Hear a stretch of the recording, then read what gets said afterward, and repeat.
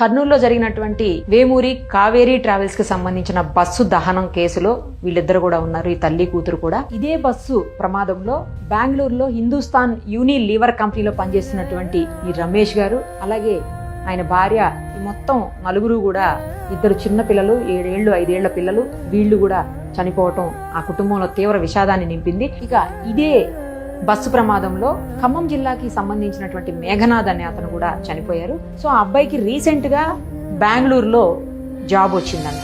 పండక్కి, అంటే దివాళీ పండక్కి వచ్చి తిరిగి వెళుతున్నటువంటి సందర్భంలో ఈ బస్సులో ప్రమాదంలో ఆయన కూడా చనిపోయారు. ఇక ఈ ఫోటోలో కనిపిస్తున్నటువంటి తల్లి కొడుకు, తల్లి ఫిలోమిన్ బేబీ, కొడుకు కిషోర్ కుమార్, వీళ్ళిద్దరూ కూడా ఈ కర్నూలు దగ్గర జరిగినటువంటి కావేరీ బస్సు ప్రమాదంలో చనిపోయారు. ఇక ఇదే బస్సు ప్రమాదంలో అసూలు బాసినటువంటి గన్నంనేని ధాత్రి, ఈమె సాఫ్ట్వేర్ ఇంజనీర్, అక్కడే బెంగళూరులోనే సాఫ్ట్వేర్ ఇంజనీర్ గా వర్క్ చేస్తున్నారు. అయితే ఈమె బాపట్లకు సంబంధించినటువంటి వ్యక్తి. సో ఈమె కూడా అదే బస్సులో దుర్మరణం పాలయ్యారు. ఇక్కడ మనకి ఫోటోలో కనిపిస్తున్న ఆమె అనూష, భువనగిరి జిల్లాకు సంబంధించినటువంటి వ్యక్తి.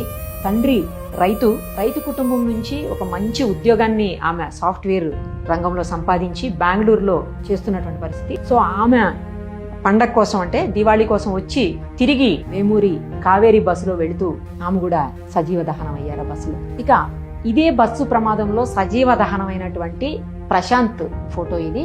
ఇతను తమిళనాడుకు సంబంధించినటువంటి వ్యక్తి, కాకపోతే సంగారెడ్డిలో గత 5 ఏళ్లుగా చిప్స్ షాప్ పెట్టుకుని అక్కడే బ్రతుకుతున్నాడంట. అంటే ఫ్యామిలీ మొత్తం కూడా అక్కడే ఉంటుంది. సో కొడుక్కి బాగలేదని చెప్పేసి ఫోన్ వస్తే చూడ్డానికి వెళుతూ ఈ ప్రమాదంలో అసూలు బాసాడు.